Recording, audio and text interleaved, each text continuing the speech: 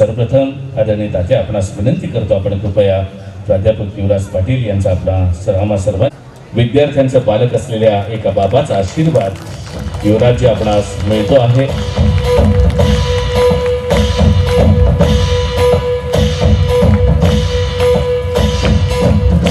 महाराष्ट्रात व कर्नाटकामध्ये अनेक महत्त्वाच्या व्यासपीठांवर महत्त्वाच्या सामाजिक विषयांवर हजारो लोकांचे प्रबोधन करण्याचं काम आपल्या हातून घडलेलं आहे. परिचय न करून देता आदरणीय सरांना मी आपल्या समोर आपले विचार मांडण्यासाठी निमंत्रित करतो.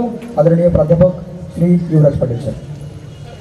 Shahada taluka education society and cooperative educational society limited Shahada,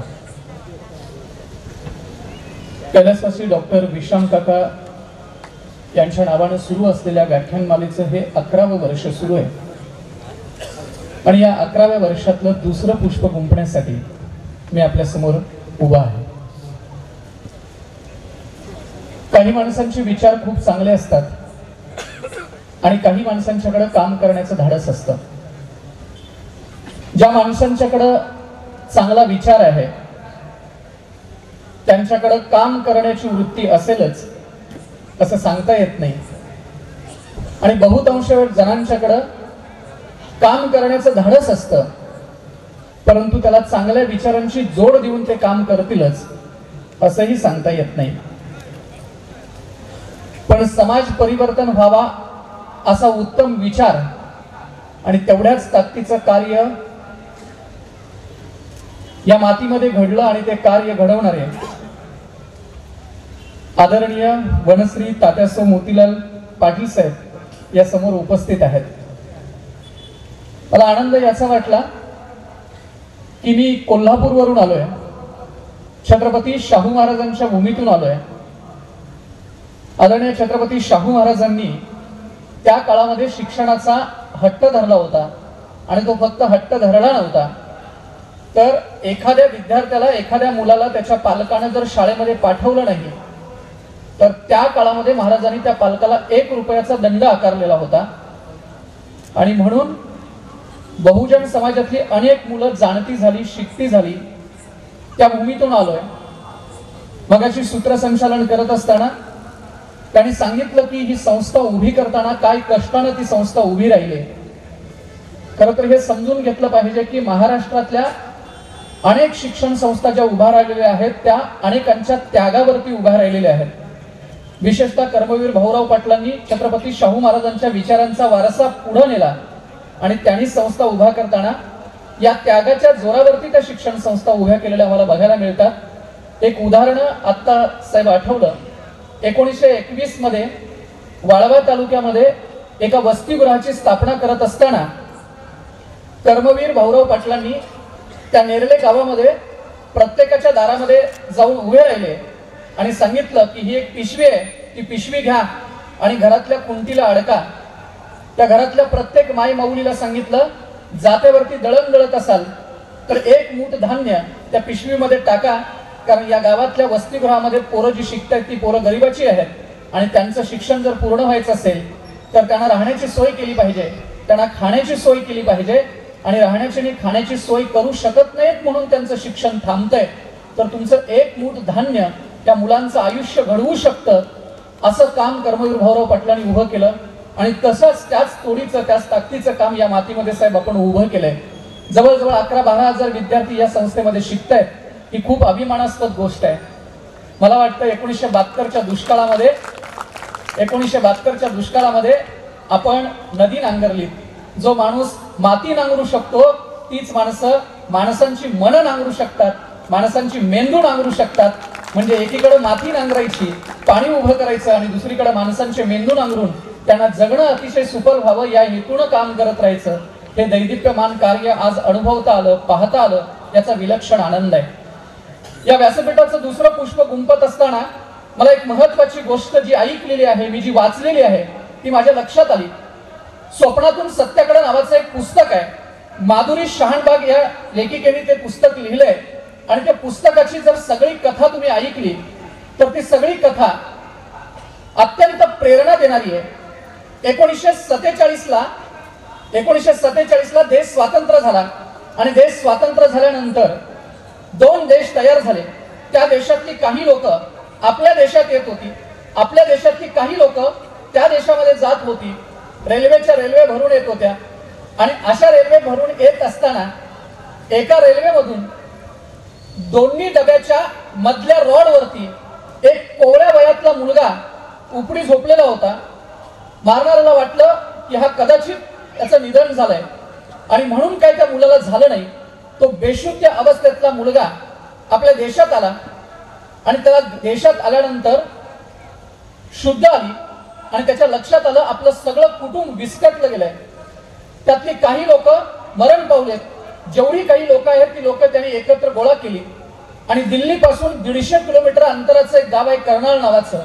त्या कर्नाळ नावाच्या एका छोट्याशा गावात त्या मुलग्यानं आपल्या कुटुंबाबरोबर राहायला सुरुवात केली. उदरनिर्वाहाचं साधन म्हणून सुरुवातीला अगदी पत्र्याच्या पेट्या तयार करण्याचं काम केलं. छोटे मोठे वेगवेगळे उद्योग केले, व्यवसाय केले. आणि हे व्यवसाय करत असताना त्याच्या लक्षात आलं की पंक्चरचं दुकान जर आपण सुरू केलं तर त्याच्यामधूनही आपल्या कुटुंबाचा उदरनिर्वाह होऊ शकतो. म्हणून त्या मुलग्यानं पंक्चर काढायचं दुकान सुरू केलं. तो व्यवसाय करत होता, कुटुंबाचा उदरनिर्वाह होत होता. आणि एक दिवस अशी एक घटना घडली. ती घटना अशी आहे की त्या पंक्चरच्या दुकानाच्या दारासमोर एका गाडीचा टायर पंक्चर झाला. गाडी थांबली. तो ड्रायव्हर खाली उतरला, त्या दुकानात आला. त्यानं ते पंक्चर काढायला सांगितलं. त्या मुलग्यानं त्या गाडीचा टायर बघितला आणि ते टायर बघितल्यानंतर त्या मुलाच्या लक्षात आलं, त्या व्यक्तीच्या लक्षात आलं की हा टायर जो आहे तो पंक्चर काढता येत नाही, संपूर्ण टायरच खराब झालाय, हा टायर बदलणं गरजेचं आहे. आणि म्हणून त्या व्यक्तीनं त्या टायरचा शोध घ्यायला सुरुवात केली. आणि त्या टायरचा शोध घेत असताना त्या व्यक्तीच्या, त्या मुलग्याच्या लक्षात आलं की जवळपास 100 किलोमीटरच्या परिसरामध्ये हा टायर मिळत नाहीये.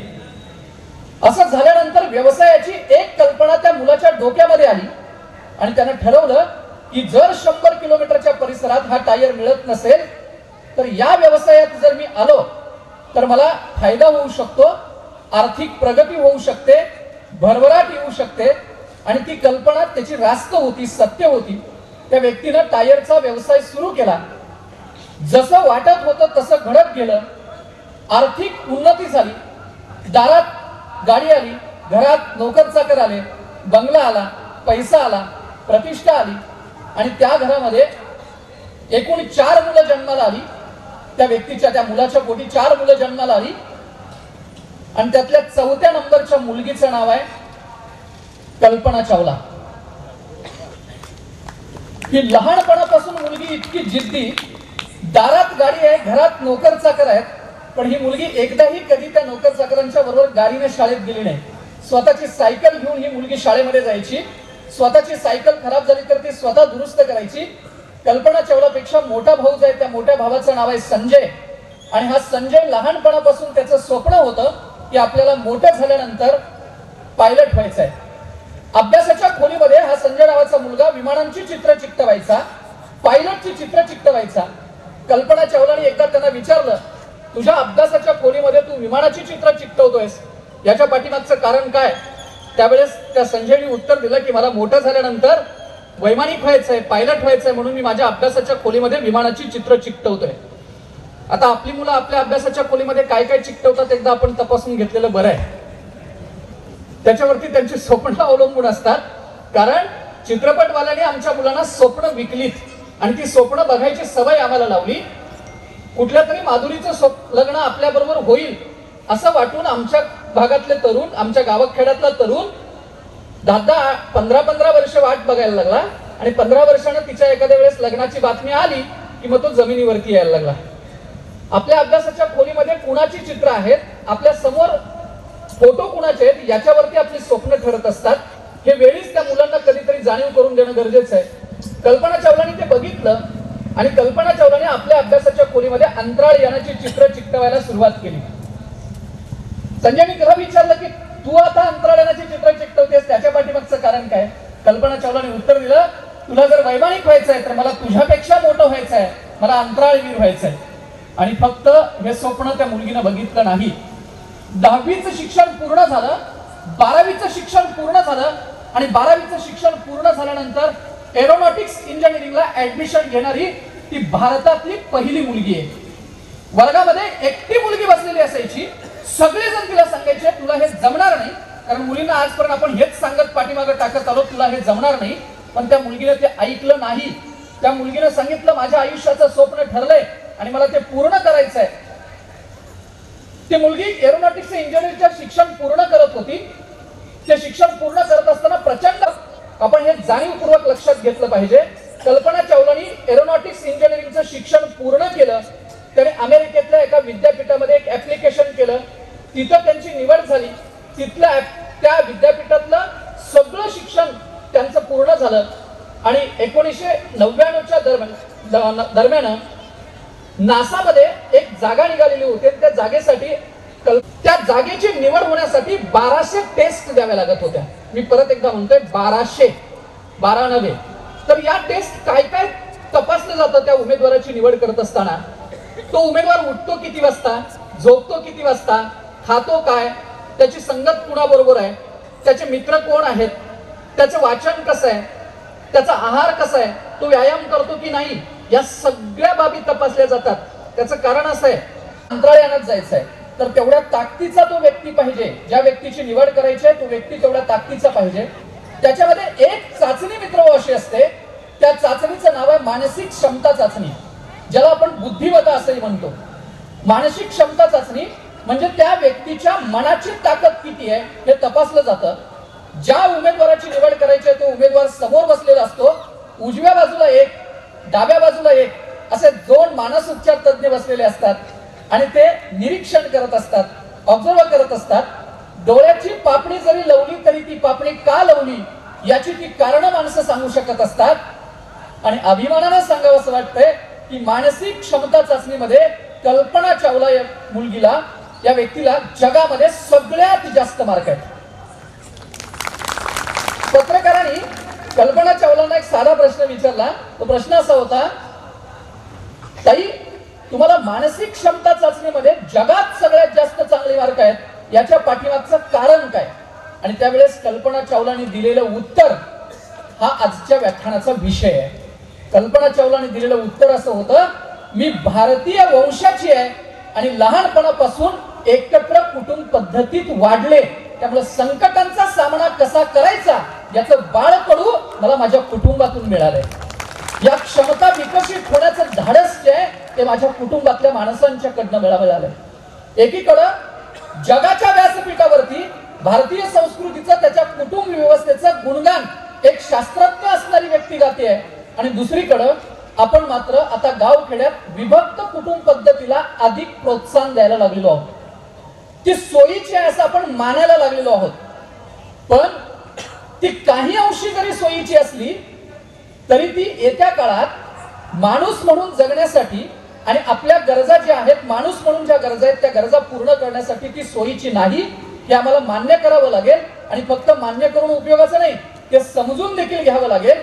समजून घेऊन उपयोगाचं नाही, त्याच्यात बदल देखील करणं गरजेचं आहे. ही आमची तुमची जबाबदारी आहे. का असं करणं गरजेचं आहे? मुळात विभक्त कुटुंब पद्धती आली त्याच्या अगोदर ती एकत्र कुटुंब पद्धती आपल्या देशानं का स्वीकारलेली होती, आपल्या मातीनं ती का स्वीकारलेली होती, याची कारणं समजून घेऊ. पहिलं कारण असं आहे की शेती मोठ्या प्रमाणात होती, त्यामुळे ती करण्यासाठी माणसांची गरज लागत होती. हे पहिलं कारण आहे. आता शेतीच तुकड्यामध्ये विभागली, त्यामुळे माणसांची गरज वाटायचं कमी झालं. मुळात ती केली जाते का हाही प्रश्न आहे, त्याच्यावरती वेगळं व्याख्यान होईल. पण ती तुकड्यामध्ये विभागली. दुसरं असं, घरं मोठी होती. तुमच्या भागात मला काय म्हणतात माहिती नाही, आमच्या भागात आखण असं म्हणतात. आखणी. आखणी म्हणजे काय, तर या खांबापासून या खांबापर्यंतचे जे अंतर आहे त्याला एक आखण असं म्हणतात. 12 आखणी घरं होती आणि 12 आखणी घरामध्ये 20-25 माणसं सहज पद्धतीने राहू शकत होती. आता 1 BHK 1 RK आणि त्याच्यापेक्षाही कमी आलंय, जिथं 2 माणसंही व्यवस्थितरित्या राहू शकत नाहीये. तिसरं महत्वाचं कारण असं होतं की कुटुंब प्रमुख जो आहे तो कुटुंब प्रमुखाला मान सन्मान लोक देत होती, त्याचं ऐकत होती, त्यानं सांगितलेली गोष्ट जी आहे ती मान्य करत होती. आणि कुटुंब प्रमुखही कसे होते, कुटुंब प्रमुख माझी बायको माझी मुलं म्हणणारे नव्हते, तर ते आपल्या सगळ्या कुटुंबाची काळजी घेणारे कुटुंब प्रमुख होते. या गोष्टीमुळे एकत्र कुटुंब पद्धती टिकून होती. आता ती वेगवेगळ्या कारणांनी नष्ट होते. आपण कारण जर बघितली बाबतीत तर शिक्षण आहे, स्थलांतर आहे, नोकरी आहे, व्यक्ती स्वातंत्र्य हा त्याच्यातला सगळ्यात महत्वाचा मुद्दा आहे. व्यक्ती स्वातंत्र्य म्हणजे काय? मी माझं माझ्यासाठी मी माझ्या पुरतं, माझी बायको, माझी गाडी, माझं घर, दारातला पाण्याचा नळ माझा, रस्ता ग्रामपंचायतीचा, नळाला काही झालं तर खपणार नाही, रस्ता फुटला तरी चालतो. एवढं ते व्यक्ती केंद्रीय पद्धतीचं पण आलंय आणि त्यामुळे विभक्त कुटुंब पद्धती वाढली. मित्रांनो, आपण काळानुरूप ती विभक्त कुटुंब पद्धती जरी मान्य करत असलो तरी चला एक वेळ आपण मान्य करू, विज्ञानाच्या जोरावरती वेगळं राहणं गरजेचं आहे, स्थलांतर, नोकरी, शिक्षण यासाठी गरजेचं आपण मान्य करू. घरात भिंती उभ्या राहणारच होत्या, ठीक आहे, मनामनात भिंती उभ्या राहिल्या, त्याचं काय करायचं? मनामनामध्ये भिंती उभ्या राहिल्या, त्या भिंतींचं आपण काय करणार आहोत? आपण बघा काय सांगतोय त्याचं समर्थन करताना बहुतांश वेळेला इकडला विभाग असं बऱ्याच वेळा सांगत असतो, सासू बरोबर, सासऱ्या बरोबर, ननंद बरोबर आणि जावे बरोबर भांडण होण्यापेक्षा, बोला, वेगळं राहिलेलं बरं. ठीक आहे, या सगळ्यांच्या बरोबर भांडण होण्यापेक्षा वेगळं राहिलेलं बरं. नवऱ्याबरोबर तरी पटायला पाहिजे का नाही? पण त्याच्या बरोबरही पटत नाही. आणि तुम्ही म्हणणार कसं सांगताय? कोरोनाच्या काळात मोठ्या मोठ्या पुणे, मुंबई सारख्या शहरामध्ये 30% घटस्फोटांचं प्रमाण वाढलंय. आणि 30% घटस्फोटाचं प्रमाण कधी वाढलंय? नवरा आणि बायको एकत्र राहत असताना, या माणसांचा काडीचाही संबंध नसताना घटस्फोटाचं प्रमाण वाढलंय. कसं काय? त्याचं मूळ कारण असं आहे, या माणसांच्या बरोबर पटत नाही म्हणून विभक्त कुटुंब पद्धतीचं समर्थन करणं योग्य नाही. आपलीच मुळात समजूतदारपणा जो आहे तो कमी झालाय, समजून घेण्याची वृत्ती दिवसेंदिवस आमची कमी होत चालली, हे आम्हाला वेळीच मान्य करायला पाहिजे. बरं, परिणाम तर त्याचे इतके घातक आहेत. व्याख्यानकार, प्रवचनकार, कीर्तनकार सातत्याने आम्हाला त्यातला एक परिणाम सांगत असतात की विभक्त कुटुंब पद्धतीत झाल्यामुळं वृद्धाश्रमांची संख्या वाढली. हा एक परिणाम आहे, मान्य करावा लागेल तो. आणि तो इतका वाढलाय बरं का, मध्यंतरी एक कथा ऐकली, एक डॉक्टर असणारी व्यक्ती, बालरोग तज्ञ असणारी व्यक्ती, मुलगा MD, सून MD, जावई MD, लेक MD आणि स्वतः बालरोग तज्ञ असलेल्या एका डॉक्टरांचा मृत्यू वृद्धाश्रमामध्ये झालाय. ही एक समस्या आहे की वृद्धाश्रमांची संख्या वाढली. फक्त इतकीच समस्या नाहीये, दुसरी समस्या सांगतो, कितीतरी समस्या वाढल्या. कुठली समस्या वाढली? मुलींचं माहेर बंद झालं. तुम्ही म्हणाल कसं माहेर बंद झालं? सांगतो माहेर कसं बंद झालं. एखाद्या मुलगीच्या नवऱ्याचं तरुणपणामध्ये जर निधन झालेलं असेल तर तिचं माहेर तिला कधीही अंतर देत नव्हतं. तिला गावाकडे बोलवायचं, घरातलं घर, ओसरीतली ओसरी, शेतातलं शेत त्या मुलीला द्यायचं. त्या मुलीला मूल किंवा बाळ असेल तर त्या मुलांची सगळी जबाबदारी घ्यायचा प्रयत्न करायचे तिचे वडील, तिचा भाऊ, तिचे चुलते, भाऊकी. आता काय झालं? माहेरच्या अंतर म्हणजे तिकडे जाऊन त्या मुलांचं संगोपन करणं आणि त्या मुलीचं आयुष्य जाण्यापेक्षा आपल्याला जवळचं काय वाटायला लागलं माहित आहे? जीवन विमाच्या योजना जवळच्या वाटायला लागल्या मला. का आल्या जीवन विमाच्या योजना? तरुणपणामध्ये एखाद्या व्यक्तीचं जर निधन झालेलं असेल तर आपल्या पत्नीची, त्या मुलीची वाताहत होऊ नये म्हणून जीवन विमाच्या योजना आल्या. कारण त्यांच्या लक्षात आलंय की आता या मुलीची जबाबदारी घेणारी माणसं कमी झाली. जीवन विमाच्या योजना वाईट नाहीयेत, काळानुसार आम्हाला ते स्वीकारावंच लागेल. आल्या का हे तपासणं, ते आलं का? कारण त्या मुलीची जबाबदारी घेणाऱ्या माणसांची संख्या कमी झाली. मी सांगतोय धाडसानं, एखाद्या गावामध्ये एखादा मनोरुग्ण जर मुलगा असेल, त्याला स्पेशल चाइल्ड आपण म्हणतो, मनोरुग्ण असणारा एखादा जर मुलगा असेल तर तो मुलगा कधीही एका घराचा नसतो, तो अख्ख्या गावाचा मुलगा असतो. म्हणजे त्या मुलानं जर कुणाच्या दारामध्ये उभं राहून जर पाणी मागितलं तर माई मुली त्याला पाणी देते, त्याला खायला मागितलं तर त्याला खायला दिलं जातं. तो जर मनोरुग्ण असणारा आपल्या गल्लीतला, आपल्या गावातला मुलगा जर कुठंतरी 4-5 किलोमीटर अंतराच्या पलीकडे शहरात रस्त्यानं कुठं फिरताना दिसला तर एखादा मोटरसायकल घेऊन जाणारा मुलगा त्याला गाडीवरती बसवतो आणि पुन्हा आपल्या गावाकडे आणून सोडतो. म्हणजे मनोरुग्ण असणारं एक पोरग गावाला कधीही जड वाटलं नाही. अख्ख्या गावानं त्याची काळजी घेतली. आज मी तुम्हाला सगळ्यांना धाडसाने एक प्रश्न विचारतो, या प्रश्नाचं उत्तर शोधूयात. एका घरामध्ये एक मुलगा इंजिनियर आहे, चांगलं पॅकेज आहे, आणि त्याच घरामध्ये दुसरा एक मुलगा मनोरुग्ण आहे. इंजिनियर असलेल्या मुलाचं लग्न करायचं आहे, आई वडील कुणाला बघणार? इंजिनियर असलेल्या मुलाकडे लक्ष देणार का पहिल्यांदा ही गोष्ट आपण मांडणार, या मुलाचा अगोदर काहीतरी करा, हा प्रश्न मांडला जातो. ज्या मुलाला अख्खं गाव मिळून सांभाळत होतं त्या मुलाला घर देखील पार्क झालंय. आता त्या मुलाची पहिल्यांदा व्यवस्था लावली जाते मनोरुग्णालयात आणि मग त्या इंजिनियरला कोणतरी पोरगी द्यायला तयार होतं. या सगळ्या गोष्टीला आपण सुशिक्षितपणा म्हणतो बरं का. आम्हाला सुशिक्षितपणाची जितकी गरज आहे त्याच्यापेक्षा जास्त शहाणपणाची गरज आहे.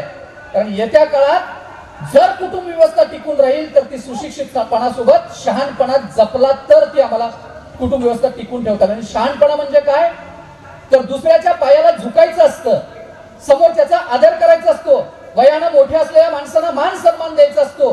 त्या मूल्यांचं शिक्षण म्हणजे शहाणपण आहे. प्रेम, करुणा, माया, दया ही मूल्य फक्त माहिती असून उपयोगाची नाहीत, ती जगण्यात येणं म्हणजे शहाणपण आहे. आणि या शहाणपणाचा दिवसेंदिवस अभाव होत चाललाय. आता तर वाईट वाटतं याच्यापेक्षा की घरात वय झालेल्या माणसांची सगळ्यात वाईट अवस्था आहे आजच्या काळामध्ये.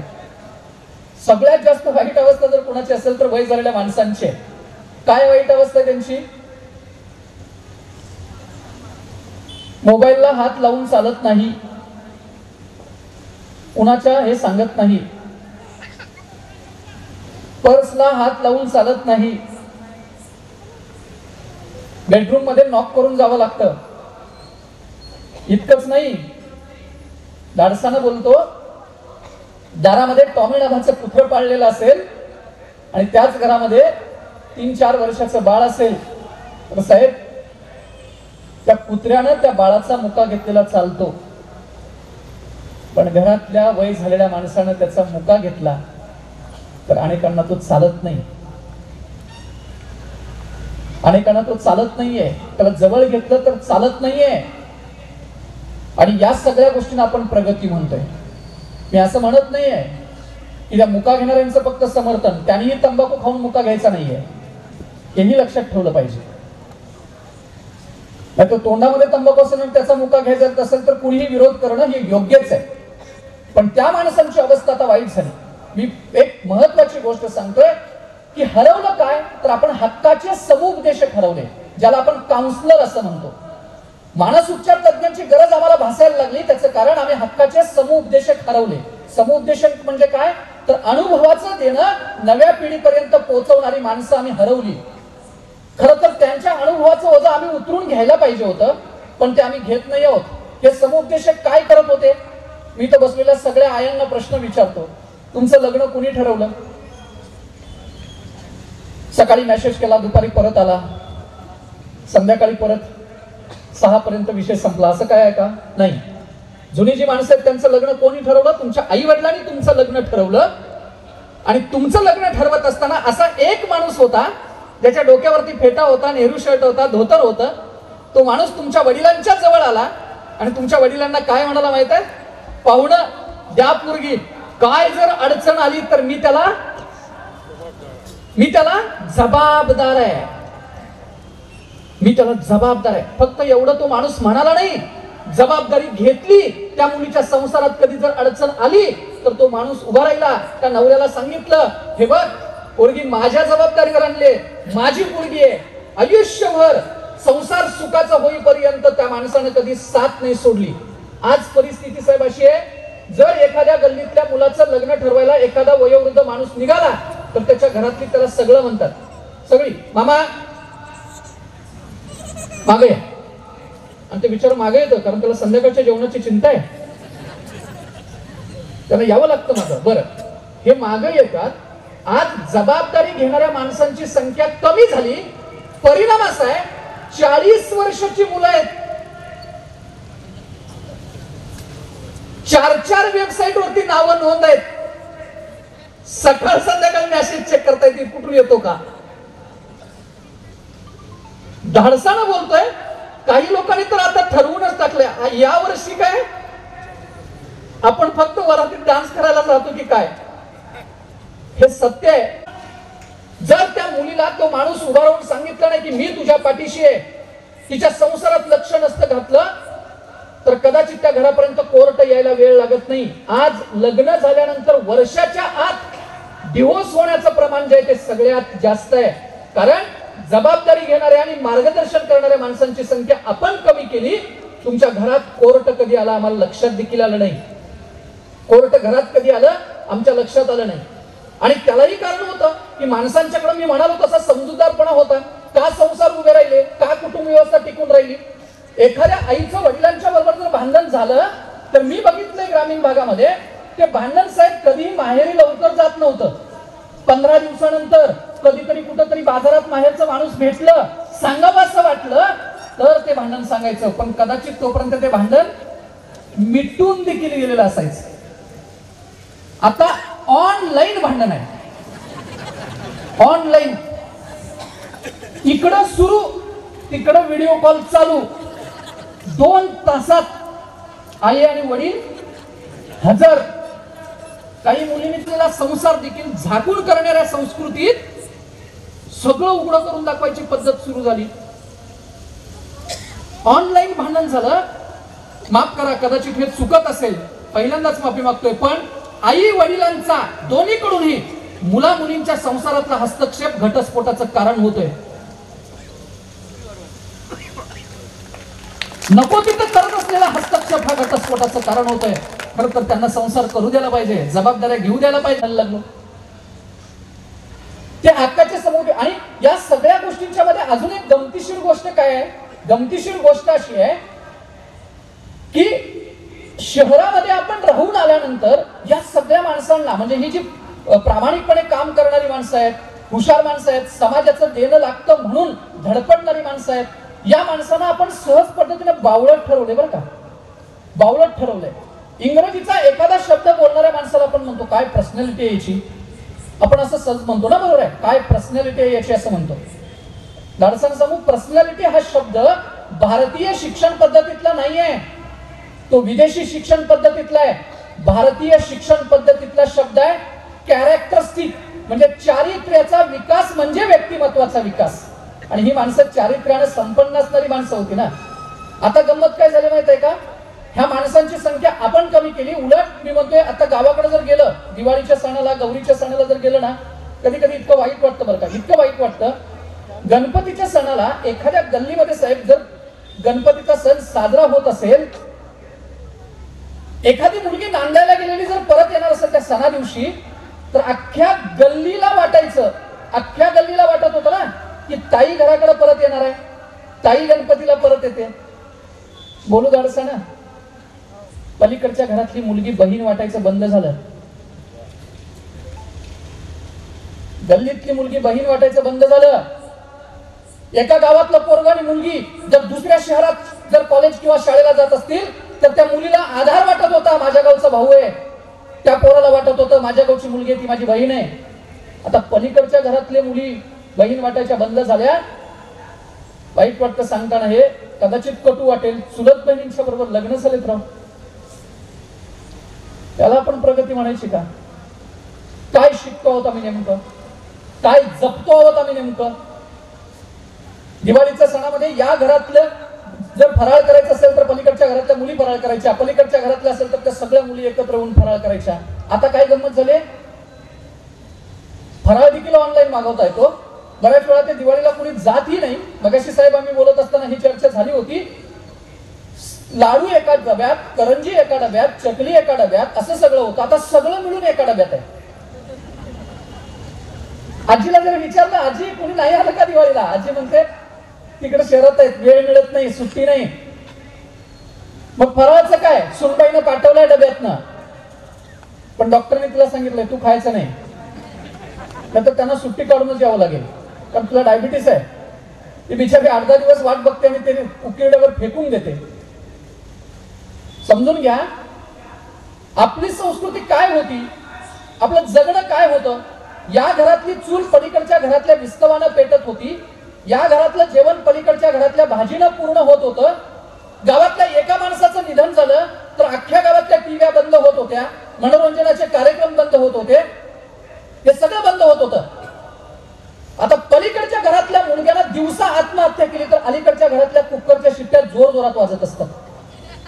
वेदना नावाची गोष्ट, संवेदना नावाची गोष्ट हरवत चालली ना. माणूस म्हणून आपण जपायला काय पाहिजे, तर संवेदना जपायला पाहिजे होती, जाणीवा जपायला पाहिजे होत्या. दुसऱ्याच्या दुःखानं आपल्या डोळ्यात पाणी यायला पाहिजे. ते पाणी साठलंय ना, नाही आटलेलं पाणी. जर कुठं रस्त्याला जर अपघात झाला तर पूर्वीची माणसं ते अपघात बघितला तर ते डोळे बंद करायचे, म्हणायचे दाखवू नको व्हिडिओ. महिलांनी जर तो व्हिडिओ बघितला तर ते रक्त वगैरे बघितलं तर काही काही महिलांना रक्त बघूनच चक्कर यायची. आता गंमत अशी आहे, एखाद्या अपघाताचा व्हिडिओ व्हॉट्सअपवर आला तर तो व्हिडिओ चवीनं बघितला जातोय, चवीनं माग सरकून बघितला जातोय. कसं पडलं, कसं फुटलं डोकं, हा अपघाताचा व्हिडिओ चवीनं बघितला जातोय. वाईट नाही वाटत, दुःख नाही वाटत, वेदना नाही वाटत. तिसऱ्या दिवशी आपण दुःख विसरून चाललेलो होतो. आणि याचं कारण काय, पैसा, पद, प्रतिष्ठा, खोटे मुखवटे, ही कारण आहेत. पण मला सांगावं असं वाटतं की पैसा, पद, प्रतिष्ठा या ज्या गोष्टी आहेत, त्या तात्कालिक गोष्टी आहेत, त्या कायमस्वरूपी राहणाऱ्या गोष्टी नाहीये. हे वेळीच आपण ओळखायला पाहिजे. मध्यंतरी दादा कोंडकेंचं एक मी चरित्र वाचत होतो. एकटा जीव नावाचं चरित्र आहे, अनिता पाध्यानी लिहिलेलं चरित्र आहे. त्या चरित्राच्या प्रस्तावनेमध्ये साहेब त्यांनी विश्लेषण केलंय प्रस्तावनेमध्ये की त्या चरित्राला नाव काय द्यायचं अशी चर्चा चालू होती.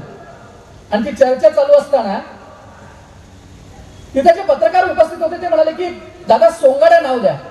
दादा म्हणाले सोंगाड्या नाव नाही का, तर सोंगाड्या हे काय सोंगाड्या माझा चित्रपट आहे, माझं आयुष्य नाही सोंगाड्या. बराच वेळ चर्चा झाली आणि अनिता पाध्ये पटकन म्हणाले दादा एकटा जीव कसं आहे. त्यावेळेस दादा कोंडके भावनिक झाले आणि म्हणाले हे नाव योग्य आहे, हे माझं आयुष्य अधोरेखित करतंय नाव. आणि त्या चरित्राच्या शेवटच्या पानावरती दादा कोंडकेंनी लिहिलंय, गोव्यातल्या कामाख्या देवीकडे प्रार्थना केली की माझ्या आयुष्यामध्ये मला पैसा, पद, प्रतिष्ठा सगळं काही मिळालं, पण हक्काची म्हणावी तशी 4 माणसं मला माझ्या आयुष्यात मिळाली नाहीत. जर मला पुनर्जन्म मिळालाच तर मला प्रसिद्धी नको, पैसा नको, पद नको, प्रतिष्ठा नको, या सगळ्यापेक्षा प्रेमाची, जवळची, हक्काची 4 माणसं मला मिळावीत, हे अपेक्षा केले त्यांनी. आता काय झालं माहित आहे का, गावांचा विस्तार वाढला. पूर्वी तुमचं शहादा कदाचित लहान असेल, आता ते मोठं झालं, विस्तारलं, इमारतीची उंची वाढली. माणसांच्या जगण्याची नैतिक उंची दिवसेंदिवस कमी होत चालली, खुजी होत चालले. तात्यांसारखी माणसं समोरनं चालत जरी आलीत ना तर आपली नजर आपोआप खाली जाते. जुनी माणसं काळात होती, बापू, अण्णा, तात्या नावाची, ही माणसं ज्यावेळेस समोरनं चालत यायची, तंबाखू खाणारा एखादा पोरगा असेल, हातात तंबाखू असेल तर त्याच्या हातातला तंबाखू किंवा कुठलीही गोष्ट गळून पडायची आपोआप. का, अण्णा, बापू, तात्या ह्या कुणी विद्यापीठामध्ये जाऊन PhD नव्हती केली, त्यांच्या अंगावरचे कपडे चुरगाळलेले होते, पण चारित्र्य मात्र सरळ होतं, नैतिकता मात्र जपलेली होती. ही नैतिकता जपणाऱ्या माणसांची संख्या किती आहे? आता ही नैतिकता जपली जात नाही, चारित्र्य जपलं जात नाही. 1947 ला वर्धा शिक्षण पद्धती आली. त्या शिक्षण पद्धतीमध्ये गांधीजींनी सांगितलेलं होतं की हेड, हर्ट आणि हँड या 3 गोष्टींचा विकास झाला पाहिजे. म्हणजे बौद्धिक विकास झाला पाहिजे, भावनिक विकास झाला पाहिजे, त्याच्या हाताचा विकास झाला पाहिजे. म्हणजे श्रम प्रतिष्ठेचं मूल्य जपलं पाहिजे, काम करायला त्याला लाज वाटू नये. भावनिक विकास म्हणजे काय, तर दुसऱ्याचा आदर करणं, डोळ्यात पाणी येणं म्हणजे भावनिक विकास आहे, हा झाला पाहिजे, हे सांगितलेलं होतं. आज तो भावनिक विकास झालेला किंवा या नैतिक दृष्ट्या, चारित्र्य संपन्न दृष्ट्या माणसांचं कौतुक करण्याची वृत्ती नाहीये ना. आज चारित्र्य जपलं जात नाहीये. जपलं काय जात तर माणसांचा वापर केला जातात तरी वस्तू जपल्या जातात. वस्तू, माणसं जपली जात नाहीये. बघा तुम्ही कुटुंबामध्ये किंवा नात्यांच्या मध्ये या माणसांचं महत्व काय आहे. साधी गोष्ट सांगतो तुम्हाला, चुलीमध्ये निखारा जसा असतो ना तसं त्यांचं अस्तित्व आहे. अय्यांनो, जोपर्यंत निखारा चुलीत आहे तोपर्यंत त्याला किंमत आहे, तोपर्यंत त्याला अर्थ आहे, तोपर्यंत त्याचं अस्तित्व आहे.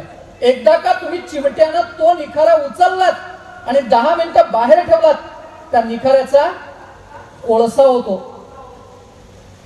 प्रेम करणाऱ्या, तुम्हाला रडायला आल्यानंतर ओंजळ धरणाऱ्या, हक्कानं तुमची चूक दाखवणाऱ्या, शाबासकीची थाप पाठीवरती टाकणाऱ्या, प्रेमानं मिठीत घेणाऱ्या माणसांच्या सहवासात जोपर्यंत आहात तोपर्यंत आपल्या जगण्याला अर्थ आहे. एकदा का या माणसातून आपण निघून गेलो की आपल्या जगण्याला काहीचाही अर्थ नाहीये. पण झाली गंमत काय, इकडल्या विभागाची तर गंमत फार आहे. हक्कसोड पत्रावरच्या सहीची किंमत तुमची प्रचंड आहे. अजून लक्षात आलं ना वाटतं, हक्कसोड पत्रावरच्या सहीची किंमत महाग झाली, भयानक.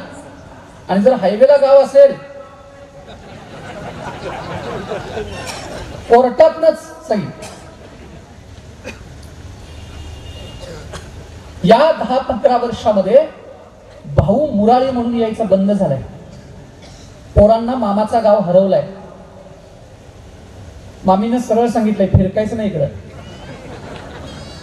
का तर त्या सहीची किंमत वाढली. म्हणजे पैसा महत्वाचा झाला आम्हाला. तुमच्या अधिकाऱ्यावरती मला बोलायचं नाहीये, पण कधी कधी व्यवहार हा नात्यांच्या पंक्तीला बसत नसतो, हे आम्हाला मान्य करावं लागेल आणि शिकून घ्यावं लागेल. व्यवहार कधीही नात्यांच्या पंक्तीला बसत नाही आणि तो बसवूच नाही आपण. का बसवावा? पण साहेब काय वाढलं ते, हे नात्यांच्या पंक्तीला व्यवहार का बसते माहित आहे? खरं सांगू तुम्हाला, दांभिकता प्रचंड वाढली हो. प्रचंड दांभिकता वाढली. दांभिकता म्हणजे काय सांगतो, दाखवणं प्रचंड वाढलं. चेहऱ्यावरचा मेकअप आम्हाला दाखवणं प्रचंड वाढलं. आत आमच्या विटा काय ढासळले इकडं आमचं लक्षच नाहीये.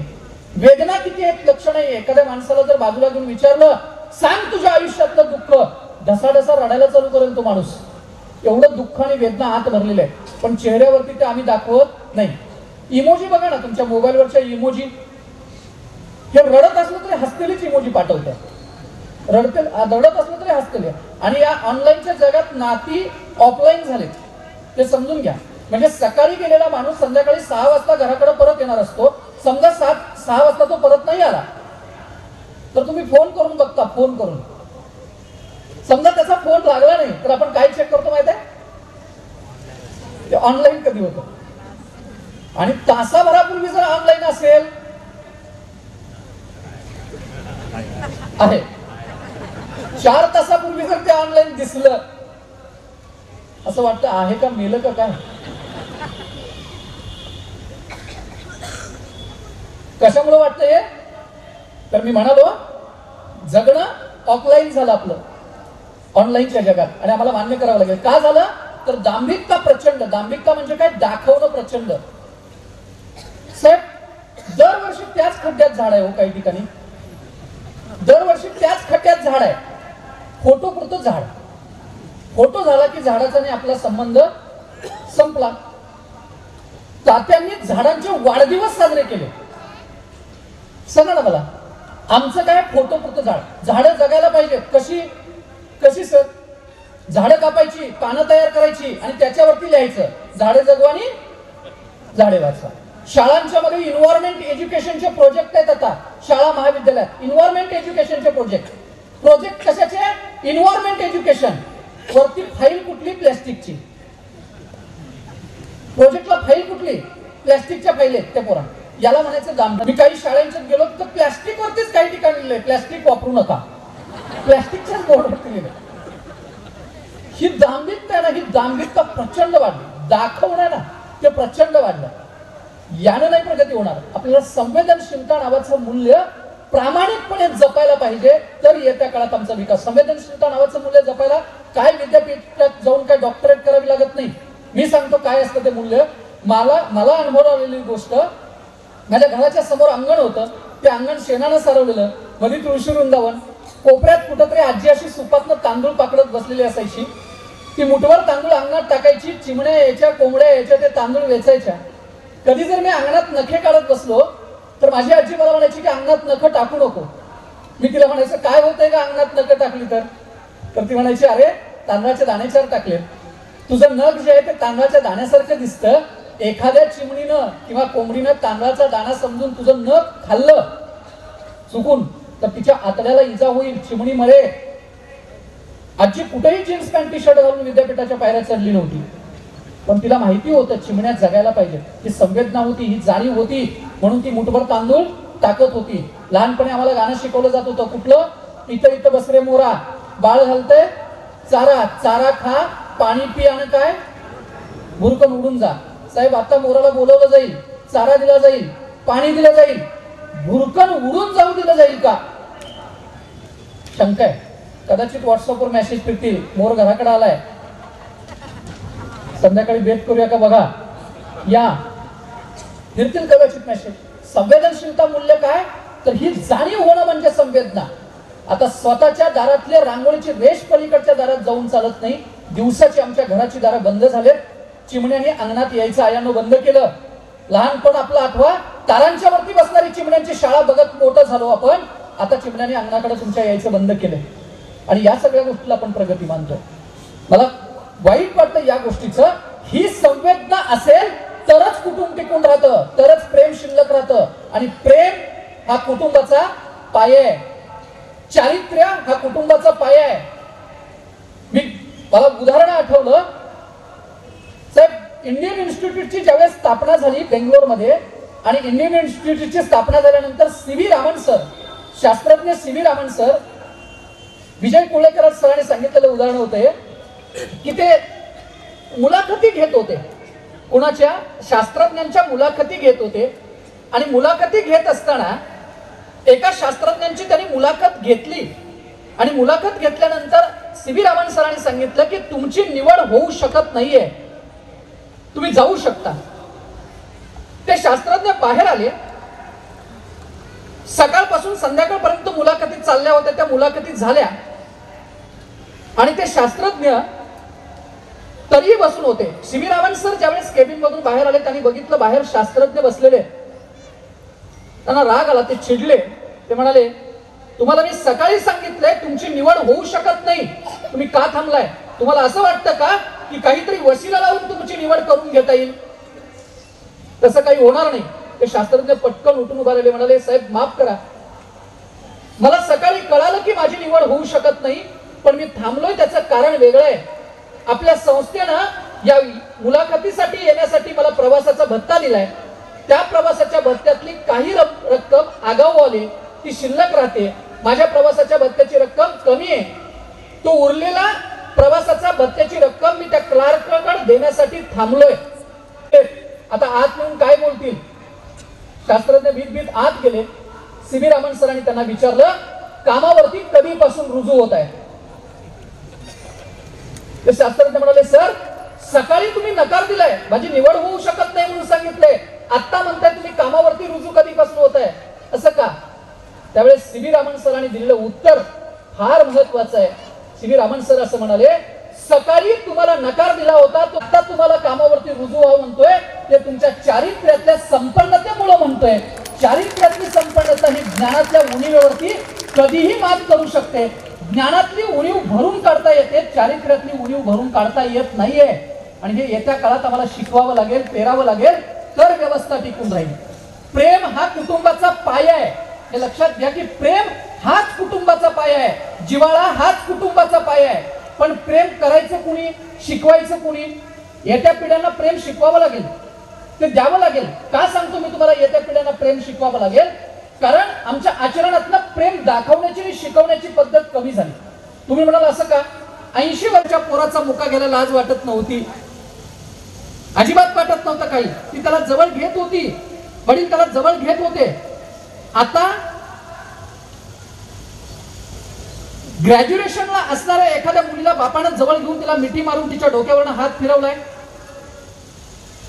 रात्री बाप ऐकलंय तुम्ही सरांच्याकडनं, तेही मित्र आहेत, उद्या येणारेही माझे मित्र आहेत. वडिलांनी तिला जवळ घेतलं, डोक्यावर ढसाढसा रडतात. कधी माहित आहे? ती नांदायला निघाली, कॅमेरे लागले, सुखाचं साधन घरात होतं. कदाचित वाईट पटेल पण धाडसानं बोलतो, ज्या बाहेर नाही घरात असतात. ती बाहेर मिठी शोधत नाही, घरातली मिठी सैल झाली समजून जायचं. बाहेर मिठी मुलं शोधायला तयार होतात. ती मिठी सैल नाही झाली पाहिजे. का सैल झाली? तर प्रेम नावाची संकल्पना आम्ही मुलांच्या पर्यंत पोहोचवायला पाहिजे होती, द्यायला पाहिजे होती. पण आपल्या मुलांना, या पिढ्यातल्या मुलांना प्रेम कोण शिकवतं माहित आहे? अजय देवगण, काजल यांनी प्रेम नावाची संकल्पना. चिठ्ठी लिहायला कुठं शाळेत शिकवलं? पत्र कसं लिहायचं शाळेत शिकवलं? कबूतर जा जा जा कुठं 5वीला कविता आहे? कुणी शिकवलं? माध्यमातल्या या लोकांनी शिकवलं ना प्रेम कसं करायचं.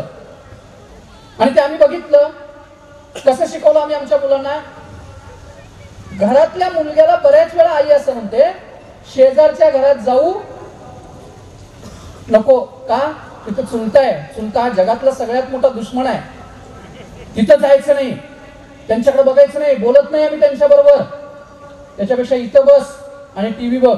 मग त्या टीव्हीत सैफ अली खानला बघतो, ज्याचा पहिलं लग्न 11 वर्षानं मोठे असलेल्या मुलीशी झालंय, महिलेशी.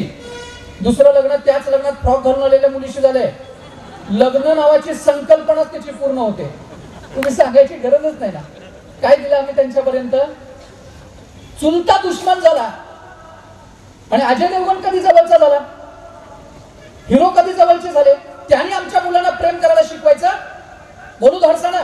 आई वडील, आजी आजोबा, मावशी, काका, तात्या, ही सगळी माणसं जी आहेत, कुटुंबातली, नात्यातली, मामा मावशी, सगळी, यांचं प्रेम वांस गेलं का? शब्द करू लागत कदाचित, पण ते प्रेम त्यांच्यापर्यंत पोहोचवलं पाहिजे आणि प्रेमाची संकल्पना नीट त्यांच्यापर्यंत दिली पाहिजे. ती देतच नाहीये. मग ही माणसांनी त्यांचं डोकं हातात घेतलं. मन, मनगट, मेंदू या 3 गोष्टी ताब्यात घेतल्या नवभांडवलदारांनी. त्या माध्यमांच्या माध्यमातून घेतल्या. आम्हाला चित्रपट दाखवले, आम्हाला मालिका दाखवल्या, आम्हाला टीव्हीतनं सगळं दाखवलं. काय दाखवलं साहेब? आता अशी परिस्थिती आहे, घरात टीव्ही का घेतलाय एकदा विचार करून बघा. किती महिला असे हातात कॉफीचा कप घेतला आणि 2 तास शांत टीव्ही बघितली? एकदाही नाही. घेतली कशाला मग? पाहुण्यांना दाखवायला. आमच्या घरात मोठा टीव्ही आहे. हो, कारण आपण भौतिक गोष्टींच्या मध्ये प्रचंड अडकलोय. नाही अडकलेलो? जर एखाद्या पाहुण्याला बघायला, एखाद्या आजारी माणसाला बघायला पूर्वीच्या काळातली माणसं गेली तर शेतात पिकणारा तांदूळ घेऊन जात होती, घरातलं धान्य घेऊन जात होती. माझ्या भागामध्ये मेतोंडा नावाचा एक गव्हाचा प्रकार आहे. तो आई रात्रभर करायची आणि सकाळी तो स्वतःच्या हाताने केलेला पदार्थ घेऊन पेशंटला बघायला जायची. हा बिस्किट पुडा मध्ये कुठून आला आजपर्यंत मला शोध नाही लागला. म्हणजे आमच्या मातीत पिकणारं, आमच्या घरात असलेल्या गोष्टींची किंमत कमी झाली, बाजारातल्या गोष्टींची किंमत वाढली. कशामुळे किंमत वाढली? ती आम्ही वाढवली. दुसऱ्याच्या घरात पेशंटला बघायला गेलो, पाहुण्याच्या घरात पेशंटला बघायला गेलो, ते मेले का जगले तिकडं आमचं लक्ष नाही. आमचं लक्ष कुठं? कप बशी कुठली आहे, किचनला परशा कसल्या घातलेत, ट्रॉल्या कशा आहेत, बाहेर इकडला विभाग असेल, जमीन कुठं घेतली, गाडी कुठल्या कंपनीची आहे, या भौतिक गोष्टींच्या मध्ये आम्ही अडकून आहोत. आणि ते नवभांडवलदारांनी ओळखलंय. ते माध्यमातून आम्हाला कधी सांगतात काय बरं? किती लोक आहेत अशी सांगा मला की आम्हाला याचं ज्ञान झालं. एमपीएससीचा अभ्यास कसा करायचा असतो आम्हाला माध्यमांच्या मुळे कळालं. आर्थिक गुंतवणूक योग्य कुठली असते, बोगस कंपन्यांच्या ते पैसे टाकता येणार नाहीत किंवा टाकू नयेत याच्याविषयी आम्हाला ज्ञान झालं नाही. शेती आदर्श पद्धतीने कशी करावी नाही शिकवलं. महिलांच्या आरोग्याचे प्रश्न कुठले आहेत माध्यमाने नाही सांगितलं. माध्यमाने आम्हाला एकच सांगितलं, काय तुम्ही शॅम्पू कुठला वापरायचा, साबण कुठले वापरायचे, परफ्यूम कुठला वापरायचा, गाड्या कुठल्या वापरायच्या हे सातत्याने सांगितलं. ती गाडी वापरायची कुठली त्याचा मेंटेनन्स सांगत नाहीत, ऍव्हरेज सांगत नाहीत, किंमत सांगत नाहीत. ती गाडी अशी फिरत फिरत फिरत येते. एखादी मुलगी गाडीवरती बसते, गाडी निघून जाते, शेवटपर्यंत कळत नाही जाहिरात कुणाची होती, गाडीची होती का त्या दिदीची होती.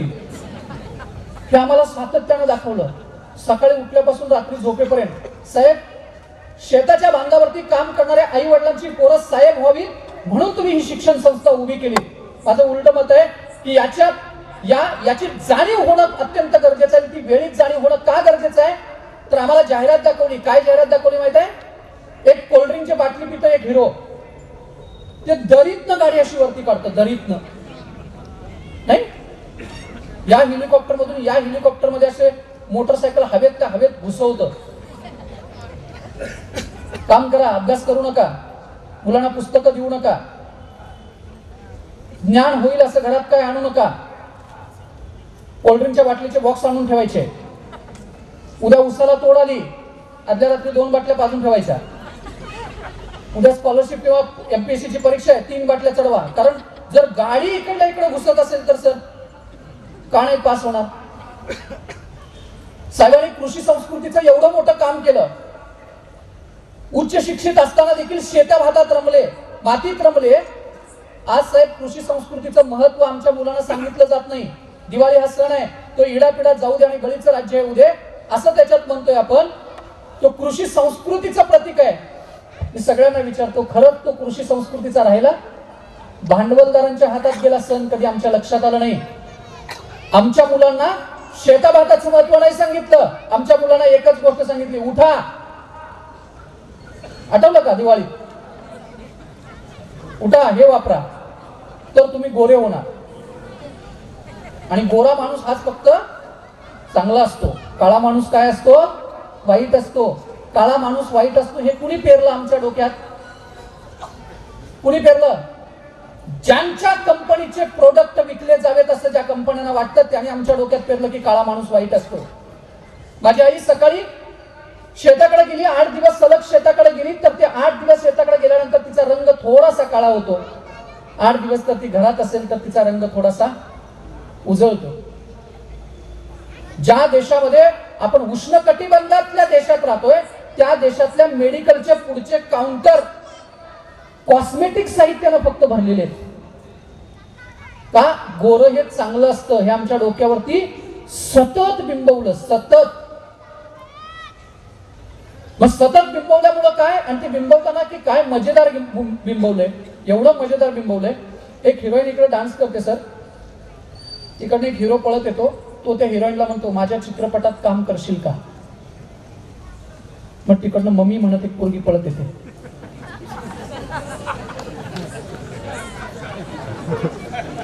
का बाबा आंघोळ करत नाही? का बाबा राग लावून आंघोळ करतो? नाही ना. पण बाबा दाखवला जा. बाबा कुठल्या जाहिरातीत सांगतो अंगावरती डाग उठलाय त्याला मलम लावायची क्रीम जर विकायची तिथं बाबा नाही गमती तर बाबा चांगल्या गोष्टीसाठी नाही.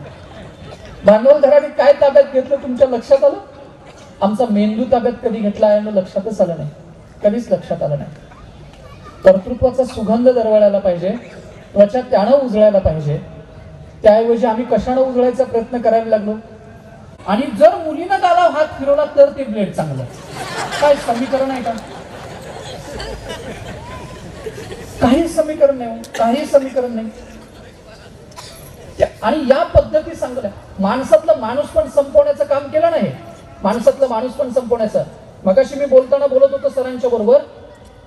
आता शाळेत आई जर मुलाला पाठवत असेल ना तर पूर्वीच्या काळात आई सांगायची, हे बघ जाताना सोबत जा, येताना पोरांच्या बरोबर सोबत ये, एकटा येऊ नको.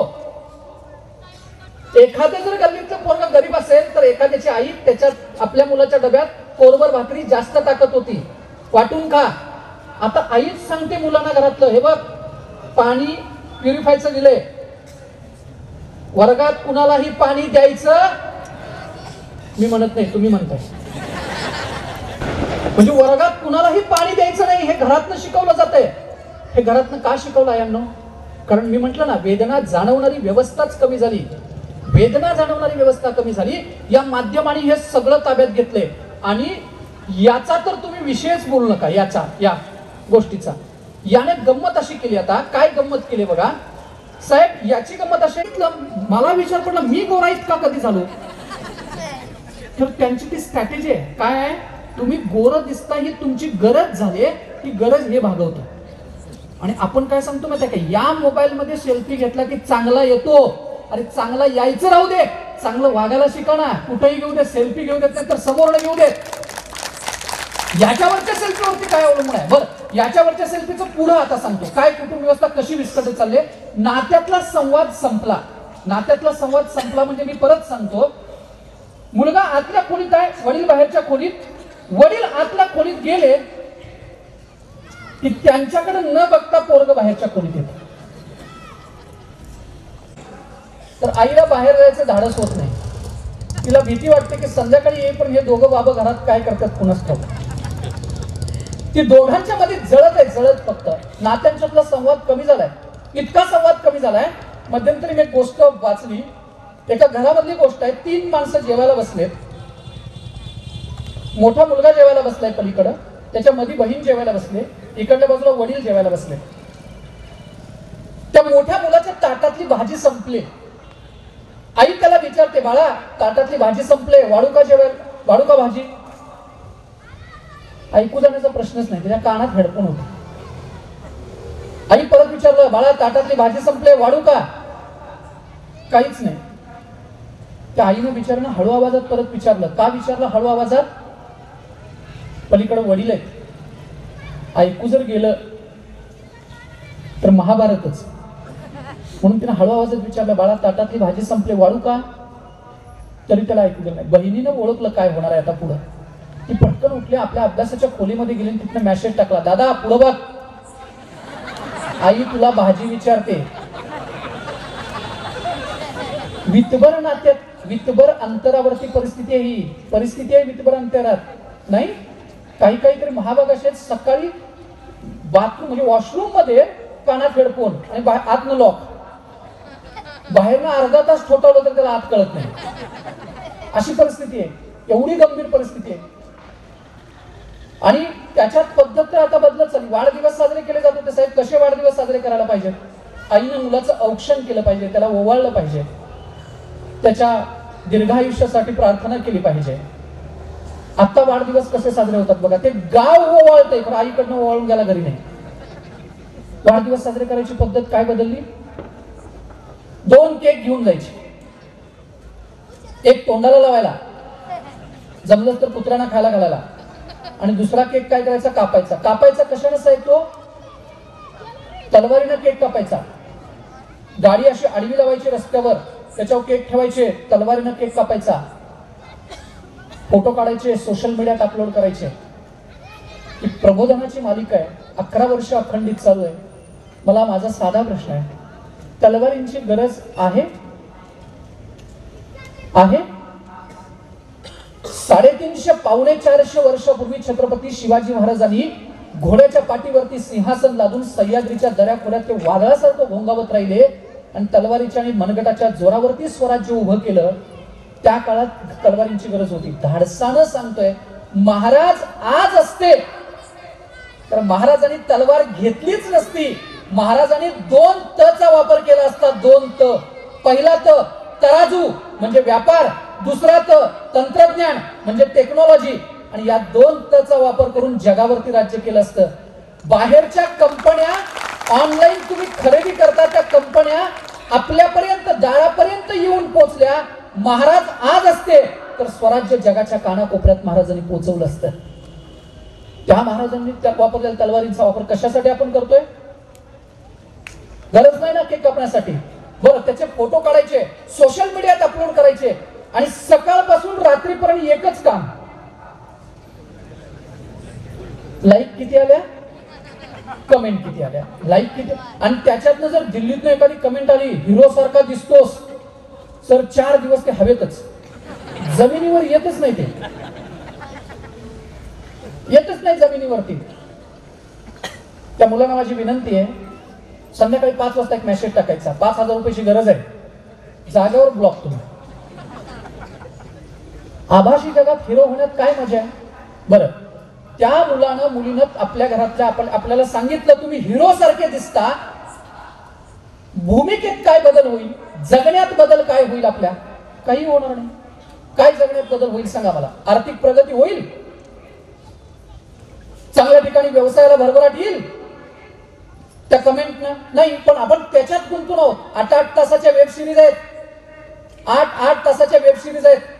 रात्री 11ला मुलांचा दिवस सुरू व्हायला लागला आपल्या घरातल्या, आणि त्या वेब सिरीजवर 2च कंटेंट आहेत, 2च कंटेंट, सेक्स आणि व्हायलन्स, मारामाऱ्या, खून, बलात्कार, हे 2च कंटेंट आहेत.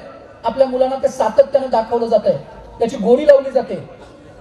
मग त्या मुलाला गल्लीतली माणसं आपली नाहीत वाटत, सातत्याने ते बघायचं त्यांनी.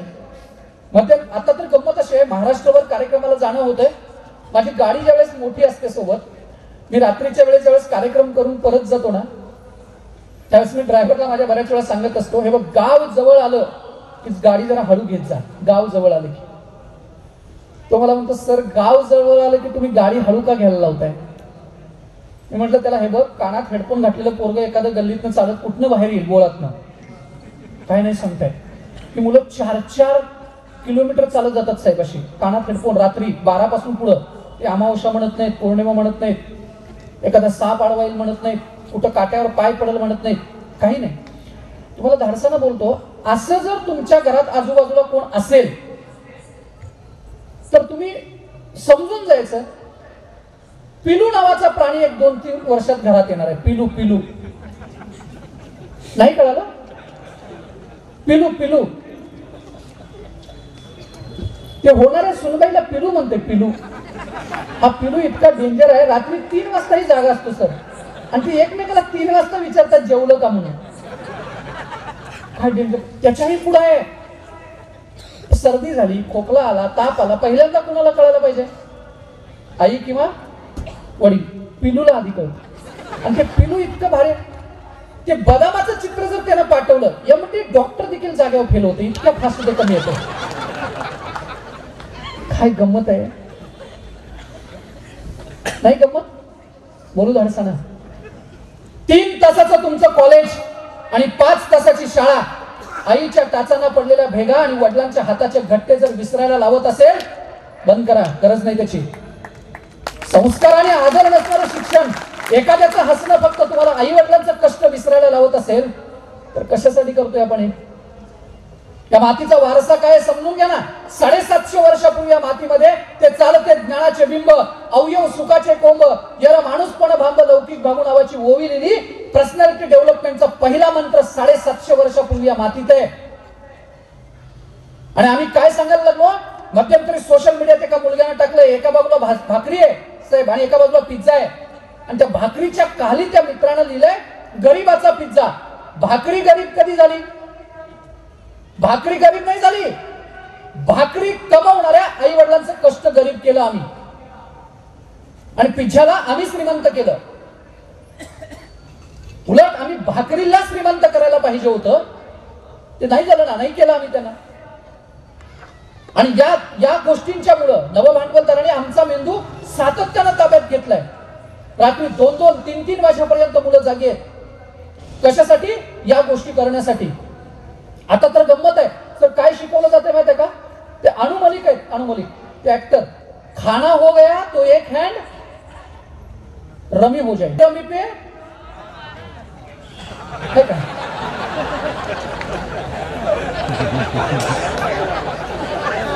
आता माझं जेवण झालं की बसूयाच आपण,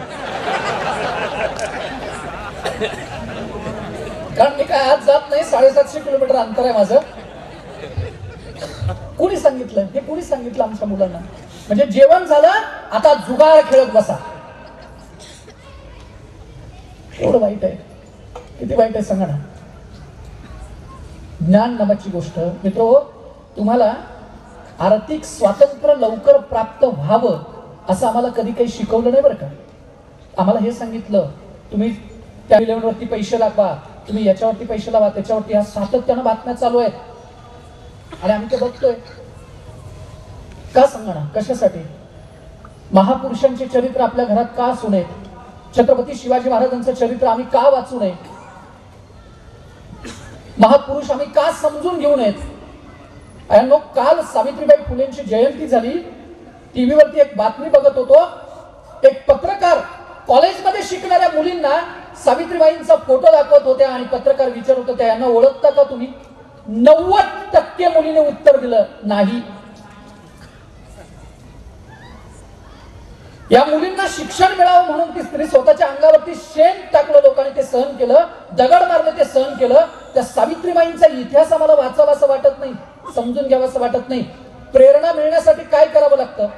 या माणसांची चरित्र समजून घ्या ना. कुटुंबोत्सल पिता कसा असावा, कुटुंबोत्सल आई कशी असावी, नाती कशी असावीत, हे महापुरुषांनी आम्हाला सांगितलं ना, संतांनी आम्हाला दाखवून दिलंय, तो पाया घातलाय. त्यांची आम्हाला प्रेरणा वाटत नाही. आग, प्रकाश, जनावर, डोंगर, दर्या, या सगळ्यांचा वापर स्वराज्य उभं करताना केलाय. धुराचा वापर केला, आगीचा वापर केला, पाण्याचा वापर केला, डोंगरांचा वापर केला, जनावरांचा वापर केला. तुमच्या हातात हे आहे ना, सर्च केलं ना त्याच्यावरती तर भगतसिंगांचं सगळं आयुष्य आपल्याला येतं, त्याच्यात येतं ना. त्याच्यामध्ये महाराजांचं सगळं चरित्र आम्हाला दिसू शकतं. ज्ञानेश्वरी सगळी अख्खी मिळू शकते, संतांचं ज्ञान येऊ शकतं. पण आपल्या अंगठ्यात मेंदू कुठल्या विचारांचा आहे याच्यावर अवलंबून आहे. मी परत म्हणालो, आपल्या अंगठ्यात मेंदू याच्यावरतीच चालतं ना रे. इथं नाहीच आहे मेंदू, इथं आहे. आणि तो मेंदू इथं आल्यामुळे प्रॉब्लेम काय झालाय, इथं हृदय समजून घ्या काय काय. इथं तो मेंदू 40,000 GB कपॅसिटीचा मेंदू दिलाय निसर्गानं. शास्त्रज्ञ म्हणतात त्यांचा मेंदू 8% वापरलाय, आपण तर 2% दिले. इथं हृदय दिलंय. विज्ञान शिकवणारे शिक्षक आहेत त्यांना माहिती आहे हृदय म्हणजे काय, पंप आहे. 3 एकर शेती पाण्यानं भिजेल एवढं ते दिवसाला रक्त उपसतंय. हे त्यानं फक्त जर ठरवलं 2 मिनिटं विश्रांती घेतो, डायरेक्ट आपण फोटो. ते दिवसाला 3 एकर शेती पाण्यानं भिजेल इतकं रक्त उपसतंय. याला कामाला कशाला लावले माहितीये, चंद्र सूर्य तारे तोडून आणून देतो. सिलेंडर उचलं ना घरातलं, चंद्र सूर्य तारे कुठे तोडून आणून देतो. कुठल्या गोष्टींसाठी काय वापर करायचा कळलं पाहिजे ना. आणि आम्ही या गोष्टींच्या मध्ये अधिक काय गुरफटून आहोत या गोष्टींच्या मध्ये. आणखी एक आहे की परिवर्तन जर व्हायचं असेल ना तर काही गोष्टींना आपण निर्बंध घालायला शिकलं पाहिजे. काही गोष्टी नव्यानं करायला शिकलं पाहिजे. काही गोष्टींना निर्बंध घालायला शिकलं पाहिजे. जर आम्ही वेळीच ते काही गोष्टी शिकलो ना तरच समाजामध्ये परिवर्तन होऊ शकतं. काय म्हटलं जातं माहिती, नाती टिकायला पाहिजेत. जर नाती, आता मुलं 35 वर्षाचे आहेत, 40 वर्षाचे आहेत, साहेब लग्न नाही. आणि ते टीव्ही वरती आम्हाला सांगतात हा परफ्यूम मारा. हा परफ्यूम मारला की काय होणार, मुली त्या परफ्यूमच्या वासानं म्हणून सोबत येणार. काही बॉक्स खाली केले पुरा 5-5, 10 वर्ष. मुलांची लग्न होत नाहीत. का लग्न होत नाहीत, 2 कारण आहेत. एक, मुलींची संख्या काय झाली, कमी झाली. कुटुंब व्यवस्था कशी विस्कटत चालली बघा, मुलींची संख्या कमी झाली, एक कारण. आणि दुसरं, आपण लई कारणीभूत आहोत. चालून दाखव, फिरून दाखव, जेवण करून दाखव. आता हिकडल्याने चालू केले ते चालून दाखव, फिरून दाखव, किती पेमेंट आहे दाखव, सगळं दाखव, फ्लॅट आहे का दाखव, हे सगळं चालू केलंय. बरं, ही फ्लॅट बघतात पण ती फ्लॅट बघण्याची पद्धती माहिती नाही. काय पद्धती हिने काय चालू केलं आता, की ज्या बापानं 60व्या वर्षी आपलं घर जुनं पाडून बांधलंय त्या मुलीचं वडील असं म्हणतं की मुलग्याचा पुण्यात फ्लॅट असला पाहिजे. ते शिकले 27व्या वर्षापर्यंत, लागले नोकरीला 28व्या वर्षी. 28व्या वर्षी त्याला जर फ्लॅट घ्यायचा असेल तर त्यानं 2 गोष्टी केल्या पाहिजे. एक तर दरोडा टाकला पाहिजे, कर्ज काढलं पाहिजे. आता साहेब मगाशी मला म्हणाले की जमीन विकली पाहिजे. 60 लाखाचा कर्जदार जावई आम्हाला चालतो, पण प्रामाणिक पोरगा आम्हाला नकोय. शेती करणारा पोरगा आम्हाला नकोय. ते 60 लाखाचं कर्ज काढतं, फ्लॅट घेतं, सकाळी 7 वाजता एक कामावर, 8 वाजता दुसरी ती मुलगी कामावर, 60 लाखाच्या घराला कुलूप, दोन्ही कंपनीत, रात्री जेवायला पार्सल घेऊन घरला. त्यात जर बाळ झालं तर बाळ पाळणा घरात, दोघं कंपनीत. ते पाळणा घरात वाढणारं पोरग त्या पाळणा घरातल्या मॅडमना आई म्हणतंय, आईला मॅडम म्हणतंय. आणि ह्या मॅडमची अपेक्षा अशी आहे म्हातारपणात हिनं माझी सेवा करावी. कशी, त्याला कुशीत घ्यायच्या वेळेत कोणच नाही त्याच्याजवळ आणि त्या म्हातारपणात त्यानं सेवा करावी. कशी, बरं, मुली नाही. त्याला कारणीभूत काय, पहिलं कारण, समाजात मुली जर जगवल्या तर गर्भात मुली वाचतील.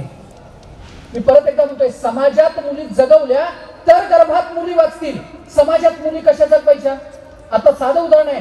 एका घरामध्ये 3 मुली आहेत, 3, एका वडिलांना 3 मुली आहेत. पहिल्या त्या 3 मुलींचं शिक्षण करायचं त्या वडिलांनी. त्या मुलींचं शिक्षण पूर्ण झालं, पहिलीचं लग्न झालं, दुसरीचं लग्न झालं, तिसरीचं लग्न होईपर्यंत पहिली बाळंतपणाला माहेरी येते. त्या मुलीच्या शिक्षणाचा खर्च केलाय, लग्नांचा खर्च केलाय, आणि आता ती बाळंतपणाला आली. जर सिजर झालं, साधारण 4 महिन्यातला त्या खर्च त्या वडिलांचा 1.5 ते 2 लाख रुपये आहे. 2 लाख रुपये त्या वडिलांनी त्या मुलीला खर्चाला घालायचं. पहिल्या मुलीचं पहिलं बाळंतपण, अजून 2 आहेत, 2 लाख रुपये घालायचे. आणि त्या मुलाचं बारसं असेल ना तर सासरकडली मंडळी 10-12 बायका गाडीत, नातवाचं तोंड बघायला. खरं नातवाचं तोंड बघायला? इकडं इकडं विचारते, खरं? 1,200 रुपयाची साडी आणायला साडी जाऊन बसायचं. नो 11 वर्ष व्याख्यान मला चालू आहे. बदलायचं काय सांगू तुम्हाला? आजपासून बदला. साडी घ्यायची पहिल्यांदा बंद करा. बंद करा साडी घ्यायची. तुम्ही सुशिक्षित आहात ना, शिकलात ना, ग्रॅज्युएशन वगैरे कंप्लीट केलीत ना, अजूनही साड्यातलीच कशासाठी? साडी घ्यायची बंद करा. उलट धाडसानं सांगा, त्या मुलीच्या बापानं तिला शिकवलंय, लग्न करून दिलंय, तुम्हाला काय लागली तर गरज आम्हाला सांगा. आम्ही ते चालूच केलंय. कुठलं इकडून साडी आणायची, इकडे द्यायची, इकडून आणायची, इकडून द्यायची. बंद जर करायचं असेल तर हे बंद करा. हे बंद करायला पाहिजे. तर त्या कुटुंबातली मुलगी जगेल. कुठल्या बापाला असं वाटेल की 3 मुलींच्या शिक्षणाचा खर्च करायचा, लग्नाचा खर्च करायचा, अनेकांच्या पाया पडायचं, नंतर त्या मुलाच्या बारशाचा खर्च करायचा आणि तरीही साडी पसंत नाही म्हणून सासरच्या लोकांनी भांडायचं? कुठल्या बापाला वाटेल मुलगी जन्माला यावी? तिला वाचवायचं असेल तर तुम्हीच वाचवू शकता. पण अजून गंमत अशी आहे, तुम्ही नवरातला 9 रंग काढलेत, परत बंद करायचं राहू द्या, ते चालू केलेत परत. मग एखाद्या महिलेकडे एखाद्या रंगाची साडी नसेल, डिप्रेशन मध्ये येते लगेच ती महिला. बाहेर येत नाही त्या दिवशी, बाहेर येत नाही. भांडण होतं घरात नवऱ्याबरोबर, या रंगाची साडी नाही म्हणून भांडण होतं. कुठल्या गोष्टीत आपण अडकलो? बंद करायला पाहिजे. आणि समारोपाकडे येतोय हळूहळू. एक महत्वाची गोष्ट सांगतो अजून, की आई आणि वडिलांच्या विषयी व्याख्यानात सातत्यानं सांगितलं जातं. हे समजून घ्या, कारण येत्या काळात त्यांना जपावंच लागेल.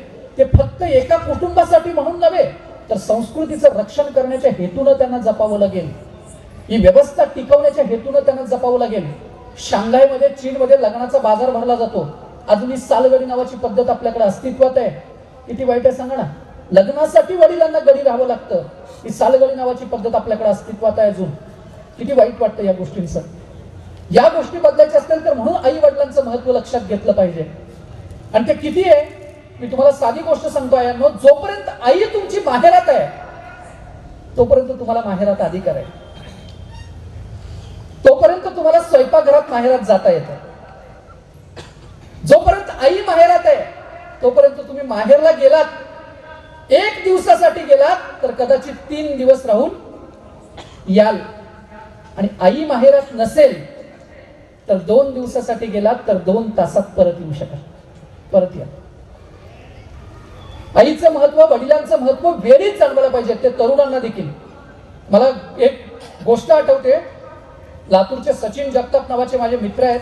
त्या मित्रांनी त्या आईचं महत्व सांगताना एक कविता लिहिली सचिन जगतापनी. ती सांगतो फक्त, तिचं महत्व काय आहे लक्षात येईल. आई गेल्यानंतर तिची किंमत कळते, वडील गेल्यानंतर त्यांची किंमत कळते, या आशयाची ती कविता. कवी सचिन जगताप, कवितेचं नाव आहे माय. आई सांगायची कुशीत घेऊन माय लेकरांची एक कथा. आई गेल्यानंतर मागे उरणारी लेकराची मुकी व्यथा. आईचे पाय पडताना तिच्या पायाच्या इंच इंच भेगा दिसायच्या आणि तिनं थापलेल्या भाकरीवरती तिच्या हातच्या रेगा दिसायच्या. पिठाच्या रिकाम्या डब्याकडे बघितलं की फाटत जायचा तिचा ऊर. डोळे पुसत म्हणायचे, आज चुलीत फार झालाय धूर. संध्याकाळी पाणी भरलं की खाली ठेवून कळशीला डोकीवरती पदर घेऊन ती दिवा लावायची तुळशीला. आई गेलेल्या संध्याकाळी सणांना सुटली होती हवा. आई गेलेल्या संध्याकाळी सणांना सुटली होती हवा. अंधार साऱ्या आयुष्यात कुठून आणू तुळस दिवा. आई निजली होती पोरक्या झालेल्या दारामध्ये. आई निजली होती पोरक्या झालेल्या दारामध्ये. तेव्हा पाणी दाटलं मंदिरातल्या बैराग्याच्या स्वरामध्ये. आईच्या आठवणीत आता पुन्हा एकदा भिजून घेतो. आईच्या आठवणीत आता पुन्हा एकदा भिजून घेतो. आणि ती आठवली की तिच्या जुन्या साड्यांच्या अंथरुणात पुन्हा एकदा निजून घेतो. पाकडणाऱ्या सुपासोबत एकही काकण वाजत नाही. पाकडणाऱ्या सुपासोबत एकही काकण वाजत नाही. आणि करपल्याशिवाय चूल आता भाकर कधी भाजत नाही.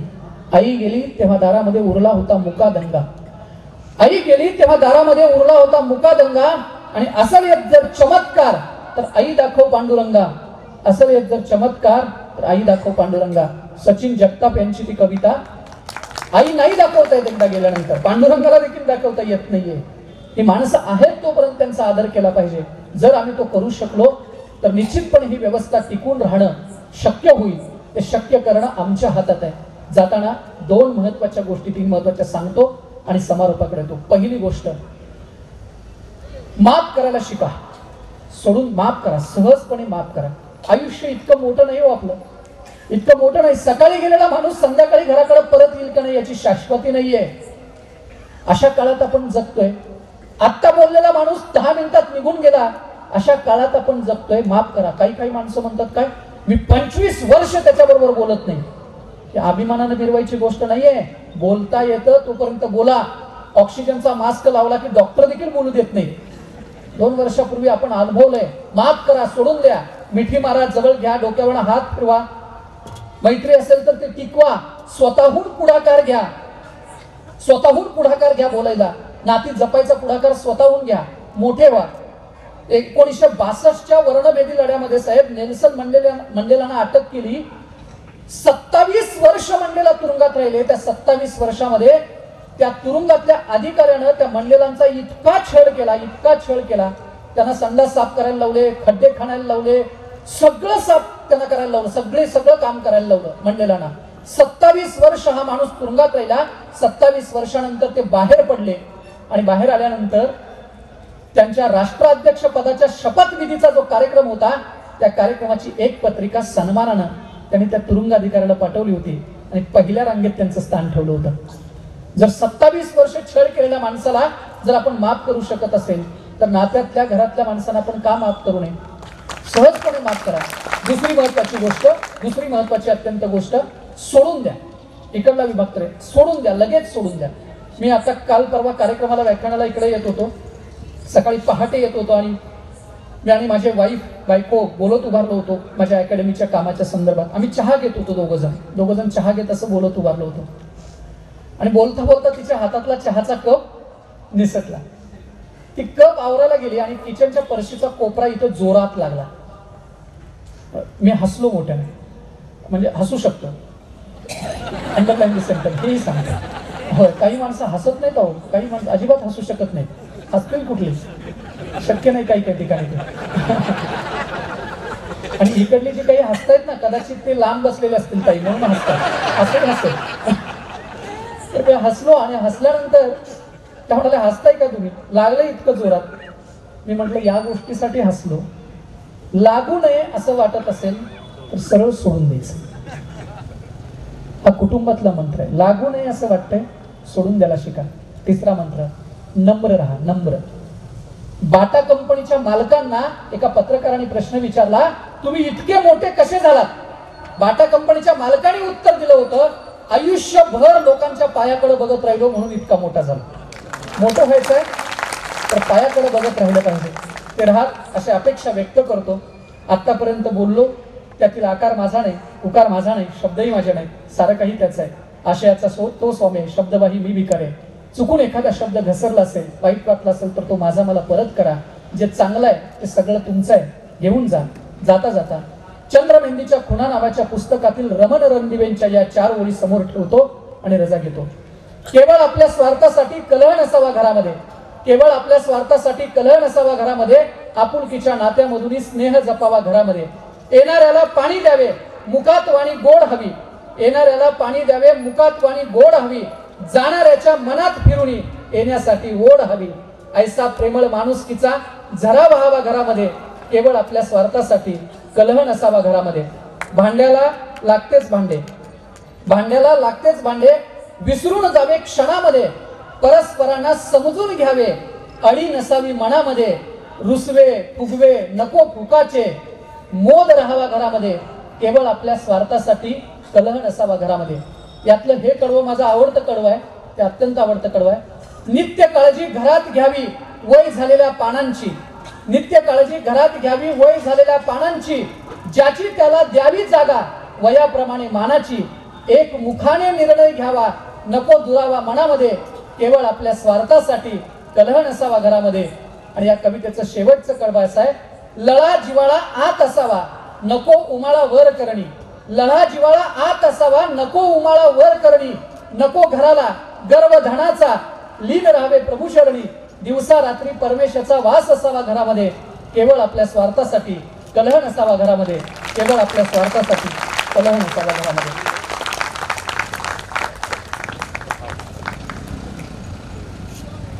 धन्यवाद सर. गेल्या तासाभरापासून आपल्या वयाच्या पलीकडे जाऊन असलेली आपल्यामध्ये चिंतनशीलता आणि या चिंतनशीलतेसोबत आपल्या शब्दातील सामर्थ्य खऱ्या अर्थानं या साऱ्यांना एका कुटुंबात सामावणारे ठरलंय. आणि मला असं वाटतं की आपण सारेच जण आज प्रतिज्ञाबद्ध होऊया, चला कुटुंब जपूया.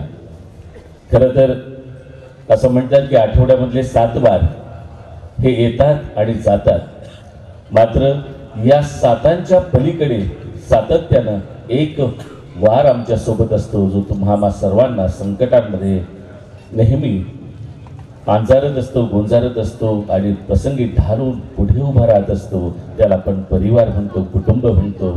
साऱ्या जगाला खऱ्या अर्थानं कुटुंब संस्था आणि विवाह संस्था देणारा आमचा भारत आज या विषयाला चिंतनाच्या माध्यमातून पुन्हा एकदा अनुभवतोय आणि त्याची गरज आजच्या या व्याख्यानमालेनं पूर्ण केली. मी प्राध्यापक युवराज पाटील सर आपले मनोमन आभार व्यक्त करतो.